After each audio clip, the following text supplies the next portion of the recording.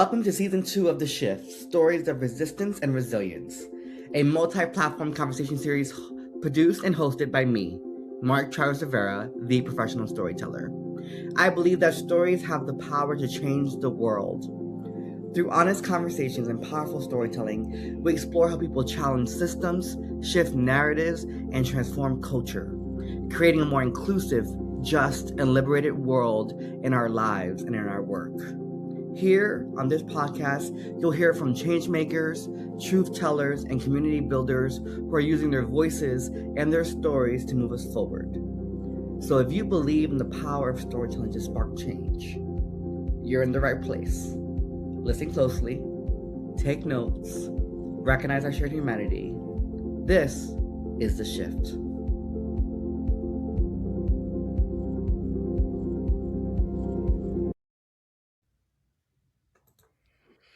Hello, y'all. We are here. We are back. I am so excited for today's conversation. She is one of my favorite storytellers. I've been fangirling over her since I was in high school and first discovered her work on YouTube um, with the piece entitled To All the Boys I've Loved. Um, and to this day, it's still one of my favorite pieces of hers. And she's done way more amazing things since then. But that will always be the reason why I sent her a Facebook request and add her on Facebook and sent her a Facebook message. And I had the privilege of meeting her in person last year in Chicago while I was there for work. And I've interviewed before on my other podcast, but this is the first time you're on The Shift, which I'm really, really excited about. And they always say you shouldn't meet the people you admire because they may disappoint you. And nothing but meeting my next guest disappointed me. She is everything I imagined she would be and then some. And so I'm super, super honored to be joined by today's guest, Mayda Del Valle. Hello. Born, hold on, Hi. I gotta read the bio. Mayda Del Valle was born and raised in the South Side of Chicago. She is the author of the University of Hip Hop and a winner of the 2016 Drinking Gourd Chapbook Prize Poetry Prize from Northwestern University Press. Her full-length collection, A South Side Girl's Guide to Love and Sex, was published by Tia Chucha Press. Yeah.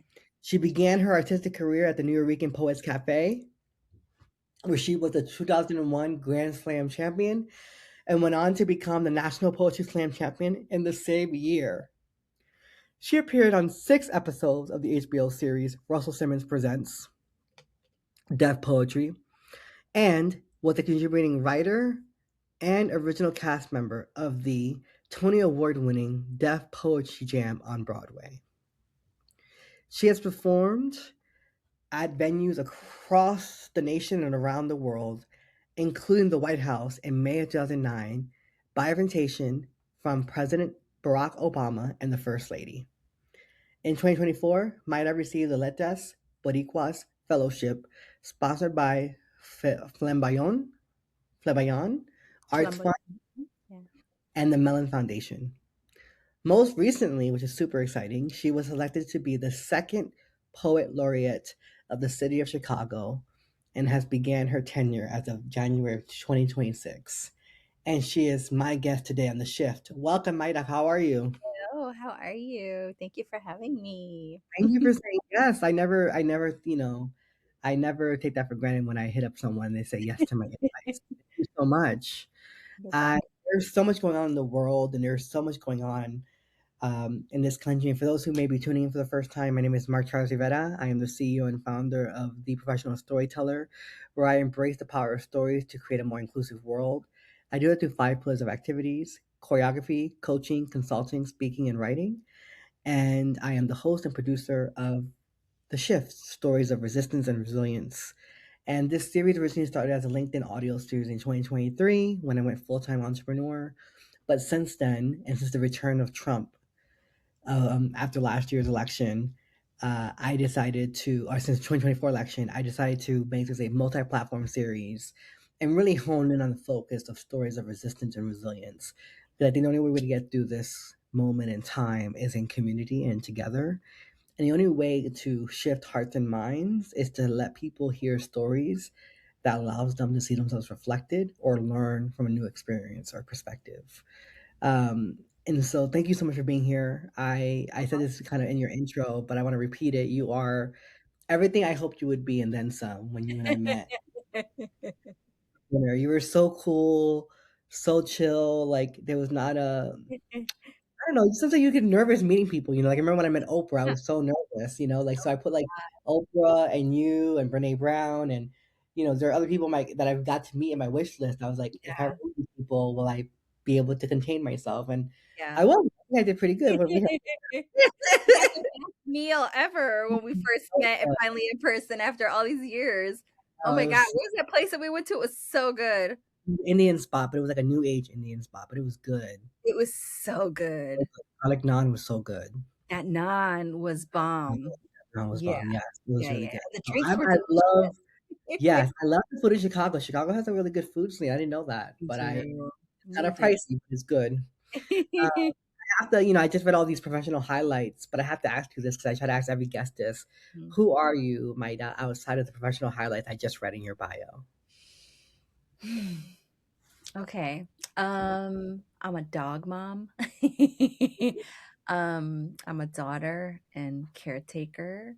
I who helps my mom caretake my 86-year-old dad who has late stage Alzheimer's. It's Mm. not in my bio. Um, I'm hella Puerto Rican and hella Chicago. I don't know if that's already in my bio. I think it It's is. probably my bio. I'm super Chicago. I just gotta say it all the time anyway. Yes. Love it. Love. Gosh, what else? I'm also a spiritual woman. So I'm initiated into Ifa, and initiated as a Omo Olokun into the mysteries of Olokun from the Yoruba tradition of Ifa in Nigeria. What else? I do Reiki. It's something that's not in my bio. I love to dance. Yeah, I dance bomba. I'm also a 15-year student and practitioner of Afro Puerto Rican music of bomba. Um, I sing with an all female bomba group. Oh, I Uh, don't know if I knew that. yeah, I sing, I dance, I write songs. So those are some of the things that are not in my bio. I love your bio. I love that. That you're a storyteller through and through. I love that. Yeah. Um, you know, this time in our lives, Chicago was one of the first cities to be infiltrated, or I would like to say invaded by immigration, customs enforcement officers, and different Department of Homeland Security agents, and it was a mess. And we see what's happening in Minneapolis. We saw what happened in LA. We saw what happened in DC. We see what's happening in other places. There's some ICE sightings here in Atlanta, Georgia, where I live. Um, you know, there's so much being asked of us in this moment. And prior to us talking about this, we were talking about not being able to white knuckle our way through hardship. And what is your personal concept of resistance and resilience, and how does it show up for you? Oof. I keep coming to this idea of staying in your center, of staying centered, of not allowing your center to be shaken Mm, by the madness that's kind of like tornadoing around us in the world right now. You know, it's very easy in these times and in this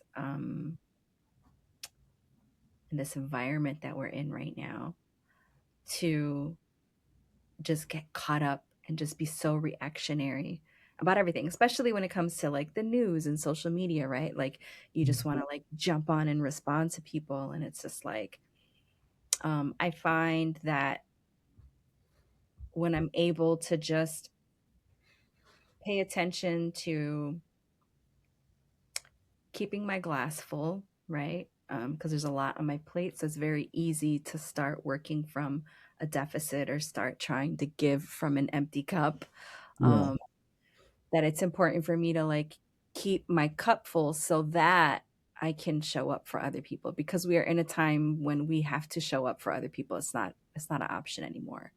You Yeah. know, self-care and a soft life is great and it's wonderful. But we need to be here for each other right now, you Yeah. know? So I think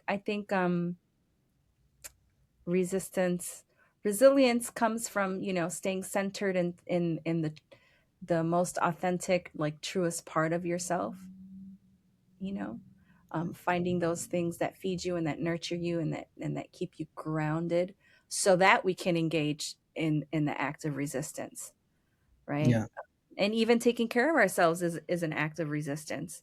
Yeah. Um, but I think, it's we have to remind ourselves of like the fullness of that concept of self-care from Audre Lorde, right? Which was just like, you take care of yourself so that you can take care of each other, right? Yeah. It's Yeah. not taking care of yourselves to silo away and hide in a cave. It's so that we can take care of each other right now. And I think that's truer right now more than ever. I agree with you. And I often say, of all the things that white supremacy culture and patriarchy and colonization took from us being people of color, especially Latinos and Black folks, was our communal way of living. Yes. We were never meant to do this alone. Not And at all. many of us, in our attempt to assimilate to whiteness or to power or to wealth, Yes. has taken on this pull yourself up by your bootstrap mentality, right? Knowing damn well many of us in our communities don't even have boots to worry about, straps to be worried about, Exactly. right? And so we were never meant to do it this way. And I think of all the things that colonization took from us that has caused a rift and a major harm to our communities is this sense that we're in this alone. That is so funny because it just made me think of something. You were like, what is something outside of your professional highlights in the bio? And I'm a caretaker, right? So, I'm in my late 40s now. I Which is came back wild home to me because that means that you wrote that poem to all the boys I've loved when you were in your mid 20s. in my 20s. Yeah. Wow. Yeah, like 26, 27, maybe. Hmm. Prolific. I couldn't even dream to write So, something at that age. oh my God. So I moved back home in 2017. I moved back to Chicago. My father had gotten diagnosed with Alzheimer's in 2014, and there was just kind of a lot of stuff going on in my family that I knew they were going to need the extra support. And LA, I was living in LA at the time, and LA was kicking my ass, and I was done. I was done. I was done. It was time for me to go. And I kept getting some pretty strong messages that I needed to come back to Chicago. Mm, And I've been home for like 9 years now. And I would say for the first 7 of those 9 years, because I think it's only been within the last 2 years. For the first 7 years of my being back, I was just totally caught up in this idea of, you know, um, I'm in my 40s. I live at home. I don't have my own place, like all these things. I'm not married yet. I don't have children yet. All these things that are supposed to have been done, that are supposed to be in place in my life. Right. And I had a lot of judgment on myself for living at home with my mom and dad, even though they really need the support, you know? Um, mm. and I just kind of, it goes back to what you're thinking of, like, but that's how we live. Like, that's how our families function. That's how our families that's what our families have Yeah. done for generations, right? Of like, we come Yes. from intergenerational households. It's like nothing Yeah. to live in the same building or, live in the same Or house or the whatever. same block Somebody's on the or the first, second, same or third neighborhood. floor, right? Like, that's how Yeah. they did it when they first got here from PR too. Everybody lived in the same building, and you say, "Iban para arriba, iban para abajo," up and down the stairs. They saw each other every day, and so They yelled up it's the hallway, "Necesita azúcar!" And you exactly.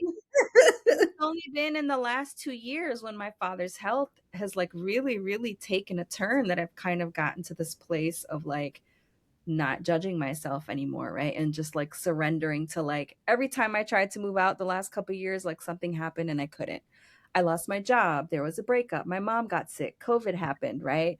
Um and I just kind of surrendered to the idea that like this is where I am needed and this is where I'm supposed to be right now. And I appreciate you sharing that with our audience because I think that so often people think of success, so they think about where they ought to be at a certain point in their careers. Yeah. And life is about ebb and flow.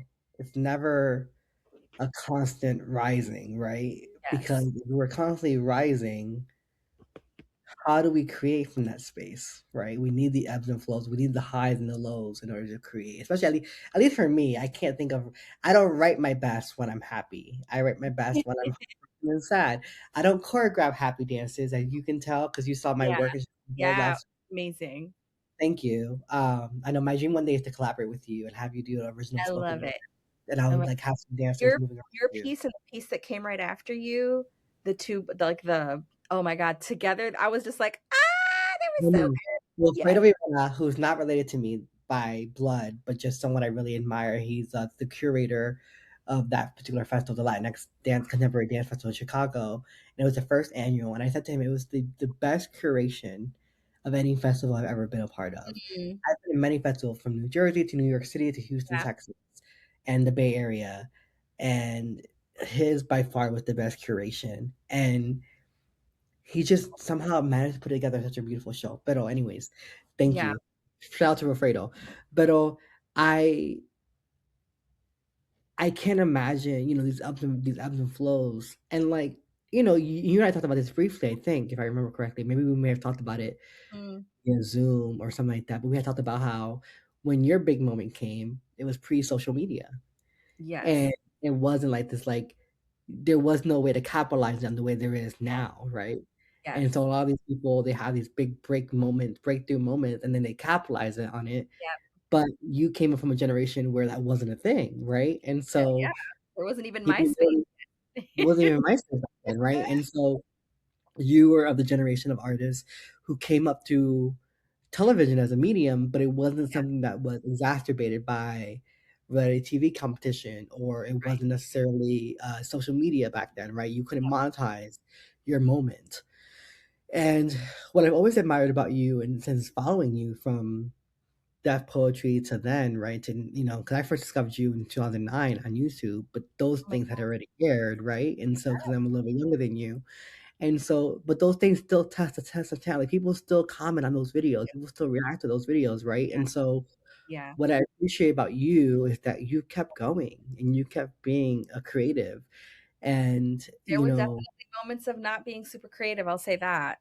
yeah. And so I think in this moment of your life when you're being asked to caregive, right? And you also having, I think, in my, at least from my perspective of how I view you, you're having a creative renaissance moment. Yeah. Right? You were just named Poet Laureate of Chicago, the second ever for the city. You're having these opportunities, you're getting these scholarships. Like this is your moment, I think, to focus Yeah. again on just being a creative without having to have the burden of surviving, right?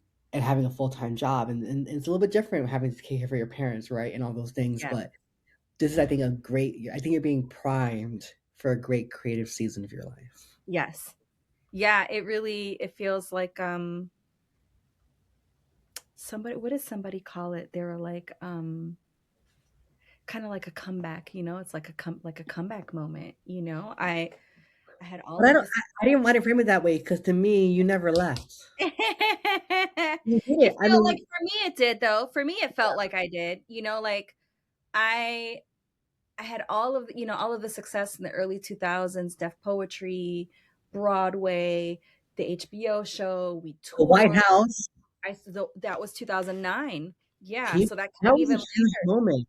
Broadway Yeah, was to 2002, 2003. So even within that, yeah, there was a dip, and then the White House, I started doing more colleges and universities again, so that was like my bread and butter, and then that dipped again, and I moved into working in the nonprofit sector, you know? yeah, And then I did my book in 2017, um, the 2 books, 16 and 17. And then I went into working in corporate for 5 years, and I facilitated talking circles in tech. yeah, yeah. And there were gigs here and there to do poetry, but it was not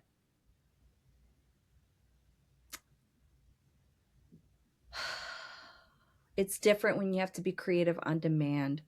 Like something was not the fire was very, very, very dim. The fire was very dampened. Yeah. There was like the ember, like there were some little embers there, but they and and I came to this point where I was like, I think this is it for me. Like I think I've done what I can do with this. Um I think I should start looking for another corporate job. I should maybe go back to school and like um do, instructional design or something like that. So I can keep facilitating and I'll write here and there and maybe I'll write another book again. And then 2023, I got laid off in the big like tech layoff. Yeah. And that coincided with my dad getting sick 2 weeks later and my dad Mm, being hospitalized for 6 days. And I was like, again, here's this thing of like, oh, let me just surrender to what it is that's being asked of me in this moment. yeah.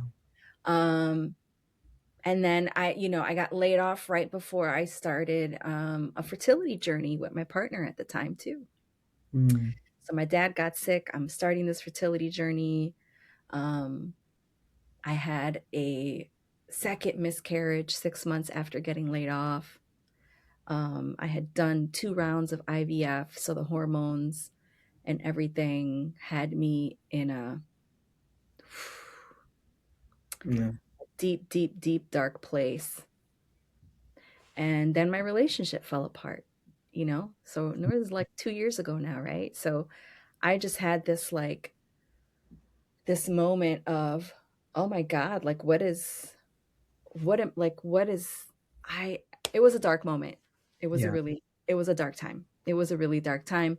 And Bomba got me through it.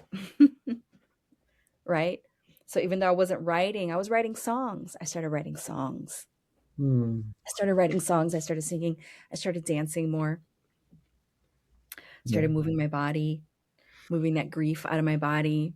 Yeah. And then somebody sent me the information for the fellowship. And I was like, well, and I had started teaching part-time with kids, teaching poetry to kids, just kind of trying to think like, I don't know, I was doing job interviews. I wasn't getting hired anywhere. Um, I'd go for like 5 interviews and I wouldn't get hired. And Yeah. I applied for this fellowship and the fellowship came through. And then somebody else told me, you should apply for this residency, this artist residency. And I was like, well, I don't know what I would do for it. Maybe I'll just put together a new body of work and do another like one woman multimedia show like I did in undergrad. And so that's what I proposed for the project. And I got the residency and I wrote the show and I did it in October. And then this past May, a whole bunch of people, like, I don't know, like 5 people were like, are you going to apply for Poet Laureate? And I was like, I don't think so. I don't think my published work falls within the time frame and this and that. And so I wasn't going to apply. And there was this woman who works with an organization here, and she said, "You're applying, right?" The deadline was the next day. And I was like, "No." I was like, "I don't think the videos that I have online. I don't think they're published in the time frame." She goes, "Yes, they are. Here they are." They had been looking for people. They were like making sure that all the people that they thought would be great for this applied and going through people's stuff and being like, this is what you can use, submit it. And I was like, oh my God. So here I am, 5 o'clock in the morning, finishing the application. And it's due at like noon. It was due at like noon. I Oh, like 11 o'clock in the morning. I submitted it at 11. I think it was like a noon. And then I yeah. got it. And I got Yeah. it. And so it's just been this oh, I'm gonna cry. Um, because we were just sharing before we started talking. I'm just kind of like I cannot allow myself to dwell on the loss and the sadness because there is too much good stuff coming into my life anymore. And anybody who's not gonna be there to like help me hold that in my Yeah. life, they just don't need to be here right now. But there's just such a the last year because I got the fellowship. I applied May of 24. I got the fellowship. They announced it in September. I got the residency. It's been like within the last year and a half Yeah. that I have kind of come back to my creative full self. And that's where I see the creative renaissance happening for you. Yeah. I knew about the fellowship. I knew that you had gotten the residency. I had known that you were going to become poet laureate, Yeah, right? I But told you, right? Yeah, you were one of the first people I told. I was like, "I'm not supposed to say anything." I think I oh, had found out, I like, think you 3 told days me what I before I saw you. Yeah, like, you were coming to was. I had and I couldn't tell anybody, and I was like, "Well, he don't live here, so it's fine." Somebody, it's not my city, not my business. But no, Exactly. it was, Just you and me know it. and I say this because I think sometimes people have this perception that in order to be a creative full time or to even be considered a creative, you constantly have to produce. And Yeah, I think it's exactly what you were talking about around it being yes, tied to capitalism and being tied to survival. And so much of what I do creatively is for clients, right? So I'm working on book number two, revisions, and great. I'm taking my time. I'm not rushing it. I'm indulging in it. I'm allowing creativity to move me when I write. Yeah. I'm going slowly through the revision process right now for some of the pieces. And it's like, I don't need to put this pressure on myself to produce. But I'm a creative, and so I have to constantly be creating, right? Even if it's not necessarily tied to a client deliverable or to an invoice, I have to be creating something. I have to move my body. Yes, I have to do something. And so yes. for me, even though you felt like you were in a, oh, it's overtime, it's 3:03. Oh, I good. need to go to your call. But I just want to say thank you for continuing to exist, Welcome. and thank you for creating, and Yes, thank you for never giving up, and I think trusting the universe to guide you, and it's no surprise to me that the South Side girl from Chicago had to return back to the South Side to find this moment, to be in yeah, this moment. I think that's no mistake. I think the universe was calling you home yeah. to remind you of what you were called to do. And it feels, like this period I call it this period of harvest because it feels like I'm in a period of harvest, only seems fitting after a period of a lot of loss, you Yeah. know? Yeah. And Um, I think right now we're all experiencing a lot of yeah, loss. yeah, yeah, And I know it can be hard to celebrate the joys in the midst of so much chaos, but I want you all who are listening to this podcast or watching the video on YouTube to know that joy is also an act of resistance.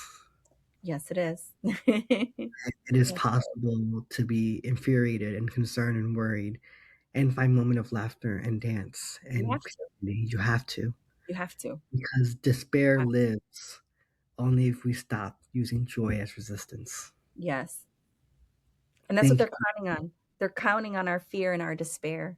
Yeah, and we can't give it to them. Yeah, All right, so I have to ask you this question because yeah, we mentioned there's so much going on, and you were recently named, as we mentioned, poet laureate of your yeah. hometown, and was also, which we also know was, I think ground two, right? I think LA went up in ground zero, and then DC was where it happened in Chicago. What words Oh, of encouragement? Yeah, what words of encouragement do you have for people who are struggling to find the words for this moment? yeah. Oof. Um, to be with your heart. Ask your heart how it's doing. And if I know someone who'd always, every time we would check in, be like, "How's your heart?" Like, Mhm. ooh, you know. Um, I don't think our hearts ever really guide us astray, and I think we're in a time when we need to really come from our hearts, come from our humanity, come from the best part of ourselves, which is our heart, which is our capacity for love. Mm. Um, and to do what feels right from the heart. Yeah. Do what feels right from the heart. I don't think that would guide us astray. I think that would, allow us to see what's happening, to feel what's happening, even though it's very difficult to watch all the Yeah. things that are going on in this country right now. Um, I was watching something that Mos Def Yasin Bey said the other day, and he was like, if you don't feel right, he was like, that's a good sign. He was like, that means that you are maladjusted to a sick society, right? He's like, you don't want to be adjusted to a sick society. You want to be maladjusted to a sick society. Yeah. So I would say, trust your heart and lean into the softness that we need from people right now so that we can be here for each other. Yeah. Yeah. Yeah. You know, I'm wearing a T-shirt that says "Be a good human." I love that. The cap also says "Be a good human," but I don't like wearing my caps like that, so I always wear it like this. And it's from my friend Amber Cabral's "Be a Good Human," Humaning Well line. Hey. I'm a huge fan of her podcast. Check out her podcast, Humaning Well with Amber Cabral. And you know, in this moment, I think what we need to remember is to be good to each other. Yes. Like give each other grace, more grace than you normally would, right? Like I have people coming at me sideways, and I'm just like, really? That's what's making you upset? That I sent you this email about this particular thing? Like little things, right? People are just blowing up and lashing out. And you know, last week I run a small company, a small firm called a professional storyteller, and we have a team now of four. Amazing. And yeah, which is I can't even believe that in 3 years' time I just met with my business coach for our first session of the year after taking a couple of years off, and he's like, "In your last session with me in 2023, you had said you wanted to do X, Y, Z. Look how far you've come, right?" And because I Yeah. also take time to stop and smell the flowers, I just Yes. going and grinding. Like, okay, You got to celebrate the wins before you keep running the never race. do, because in my mind, there's just another goal to chase, another dream to accomplish, another goal, another goal, another goal. And I remember my ex lover, he told me in 2023, he said, "You have to celebrate the small wins." You have to. Because one moment I was applying for food stamps, the next moment I was having a guest, which I totally blew. But like I had like a audience reaction interview with Angie Martinez, Oh and my God. I totally blew that interview. She didn't even use it. I was so embarrassed.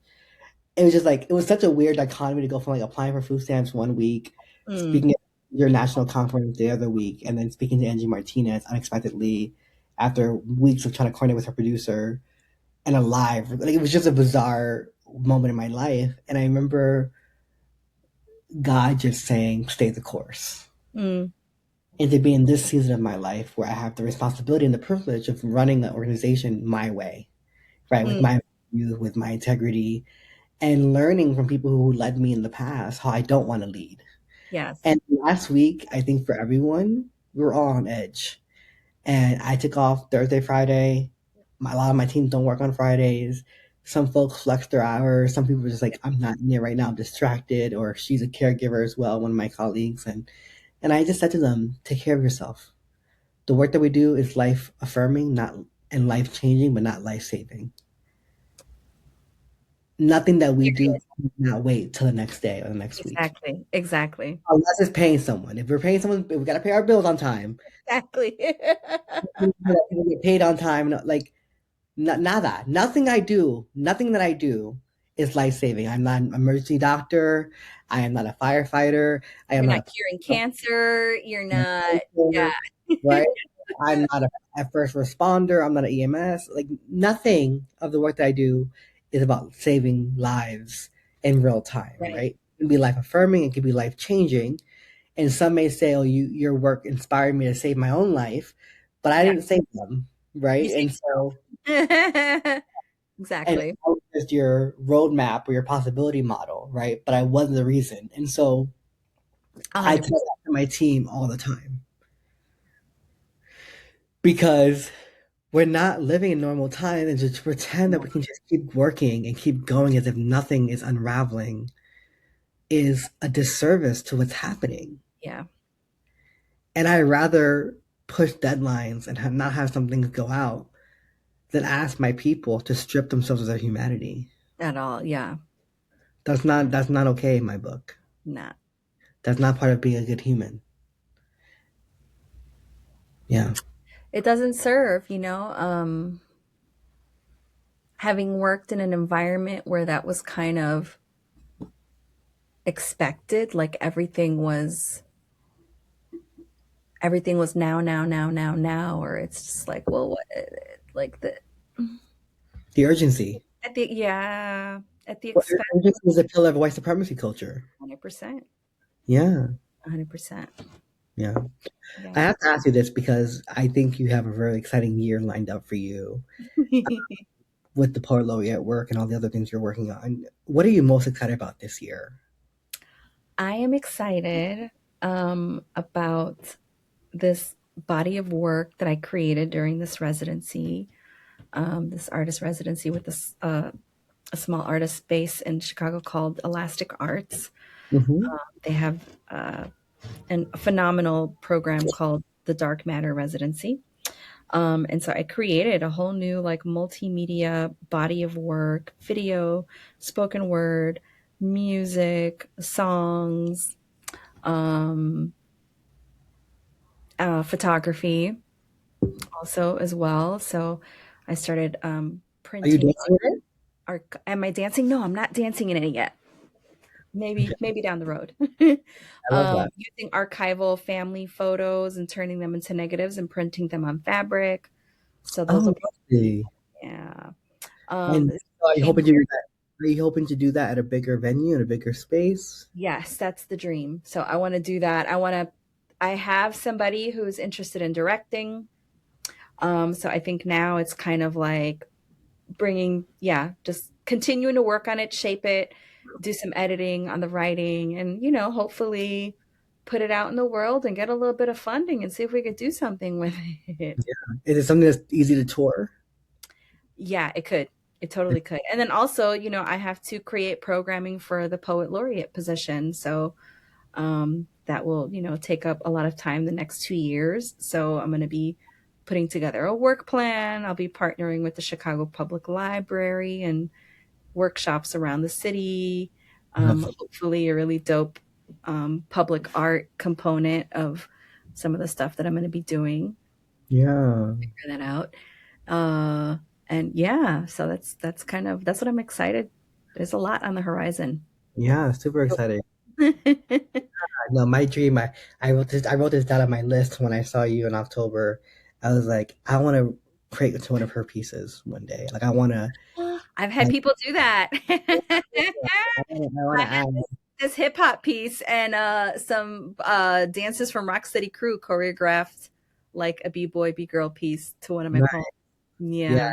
I want to choreograph something, because I want to create a piece that honors the Latinas in my life. I think that you, Mm, um, Mommy's Making Mambo. Is that the piece that yeah. you? Yes, yeah. And so I want to see what that looks like if I were to turn it into a contemporary art piece. Oh my God. You And I s- would hire you. ah, I would hire you to perform it live with the dancers in Chicago if we were to get booked. let's do it. Let's make it happen. Happen. Yeah, you're just. I mean, I'm so excited for you. I'm so excited for me too, because it's been a long I know, like I feel so lucky. I'm like, God, I know this part of her that like, I was like, you have these blips on the radar. People are just like falling away and, walking out of your life. And I was just like, I let myself have, my moment the other day. We were talking earlier, and I was just like, but I cannot allow this to dampen all of the amazing, before I would have done that. I would have just, like wallowed in it and woe is me. And I'm just like, I can't do that anymore because it's not true. yeah, Loss and success are oftentimes, two sides yeah, of the same coin, right? yeah. Like it's to this day, it's been 2 years since me and my lover broke up, and there's not a day I don't miss him or Yeah, grieve him for the connection, the friendship we had. He was one of my best friends. He was my person. yeah, He was the person I would call when I was going on a horrible date. He was the person because we were in a long distance relationship, so we're ethically non monogamous. And he was the person I would call when I had a really big opportunity. He was the person I call when I experienced a really bad failure. He was the person I call when I had a friendship breakup or, yeah. and I had to learn how to live for the first time in 8 years without having my best friend. Mm, It's been one of the most difficult things I've ever endured, I think. Um, but I'm often reminded of Maya Angelou's poem that says, Love liberates. mm, I love you. I would like to be with you. mm. But if I can't, go. Love liberates. And I think right now, sometimes when we're the ones being liberated, it's hard to see that as freedom and Yeah. opportunity. Yeah. But I think that it's if they truly love us and they know they can't love us the way we need to be loved, Yeah. then the most loving thing they can do is walk away. Yeah. As devastating as it is for Yeah. everyone involved. And are we lucky? You know, I always say my love has made many men better for others. Child, who you speaking to? Have resurrected some. I don't know if I can say that on the podcast, but You can say whatever you want to say. You can be your full self here. some motherfuckers from the dead, Yes. Okay. to my Yeah. detriment. Yeah. But You wear the scarlet letter on your yeah, chest.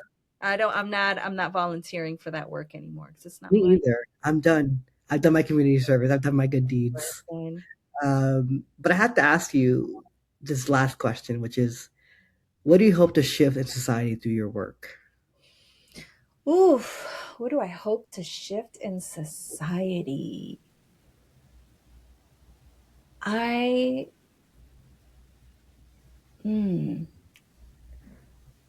what do I hope to shift in society through my work? I think I one of the ultimate things I want is for people to feel connected to each other, feel connected to their histories, to their lineages, and to understand that we need everybody to create something different in the future. Mm. And we have to be rooted in something in order to move forward together, right? Mm. I love that. Yeah. Is there a quote that you often find yourself reading or reciting as a mantra? Ooh, that's a good question. So that was on the list. It just for some reason that question just came to me. Like I wonder what her mantra is, or what's something that she says to herself over and over when she's Oh, in the thick of it.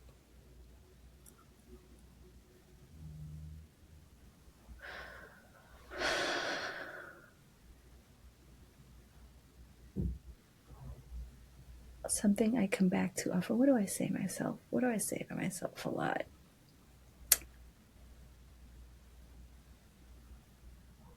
Get over it and get the bag. That's one.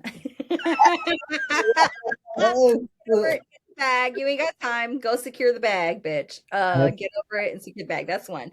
But the other one, I think, is is a verse from Ifa, um, from the Odu Otura Irete, which was one of the first Odus that I got in divination when I started on the journey.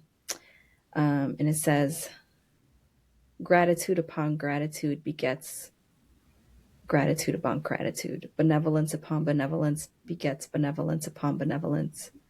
These were the words of Ifa to to the Irumale when Orisha was going to marry Ope, when Orisha was going to marry gratitude. Whoever gives thanks for the blessings of yesterday will receive the blessings of tomorrow. mm, It goes something like that. I don't have it yeah, memorized all the way. I yeah, think thank, that's been a hard one for me, yeah, remaining grateful, even even with the heartbreak, even with the heavy stuff, to be grateful for the difficulties as well as a challenge, but important. yeah, for Yeah. sure. Thank you so much, Maida, for being here. I know you have a busy schedule, being poet laureate, and all that good stuff. Thank you so much. Be well and Thank you. be sure to check out Maida's new website, Yeah, maidadelvalle.com. I'll make sure to link in the show notes for you all. Make sure you check out her published books already out there. I'll make sure to also link that in the show notes. And be sure to follow her on social media. I believe she's on Instagram as Mayda Del Valle. And she's also on LinkedIn. And are you also on Facebook? I am on Facebook. And all the things, but it's all on her website. Go to her website, www.maidadelvalle.com, and make sure you book her for your next event, whether it's in Chicago or somewhere else. She's prolific and she's taking bookings. Thank you all for being here. Take care of yourself, take care of each other, and be well. Till next time.